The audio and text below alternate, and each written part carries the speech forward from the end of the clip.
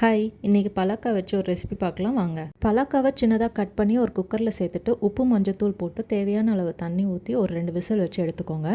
இப்போ ஒரு கடாயில் எண்ணெய் ஊற்றி சோம்பு போட்டு பொரிஞ்சதும் பட்டை லவங்கள்லாம் சேர்த்துட்டு கருவேப்பிலை பொடியாக கட் பண்ணி வச்சுருக்க பூண்டு சேர்த்துக்கோங்க. பூண்டு நல்லா வதங்கின பிறகு கட் பண்ணி வச்சுருக்க வெங்காயத்தை ஆட் பண்ணி அதுவும் நல்லா வதங்கட்டும். வெங்காயம் கண்ணாடி பதம் வந்ததும் கட் பண்ணி வச்சுருக்க தக்காளி சேர்த்துட்டு உப்பு மஞ்சத்தூள் போட்டு லைட்டாக வதக்கி எடுத்துக்கோங்க. மிளகாய்த்தூள் 2 ஸ்பூன், மல்லித்தூள் 1 ஸ்பூன் சேர்த்து நல்லா வதக்கி எடுத்துக்கோங்க. இல்லைனா வீட்டில் அரைச்ச குழம்பு மிளகாய்த்தூள் 2 ஸ்பூன் சேர்த்துக்கோங்க. நல்லா மிக்ஸ் பண்ணி விட்டு தட்டு போட்டு மூடி நல்லா எண்ணெய் பிரிஞ்சு வரணும்.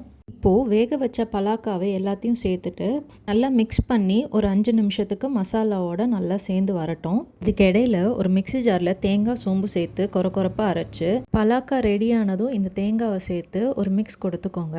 லாஸ்ட்டாக கரம் மசாலா ஒரு 1/4 ஸ்பூன் சேர்த்திங்கன்னா நல்லா வாசனையாக இருக்கும். இந்த மசாலா நல்லா ஸ்பைஸியாக ஜூஸியாக இருக்கிறதுனால சாம்பார் சாதம் தயிர் சாதத்துக்கு கூட நல்ல காம்போவாக இருக்கும். ட்ரை பண்ணி பாருங்கள். பாய்.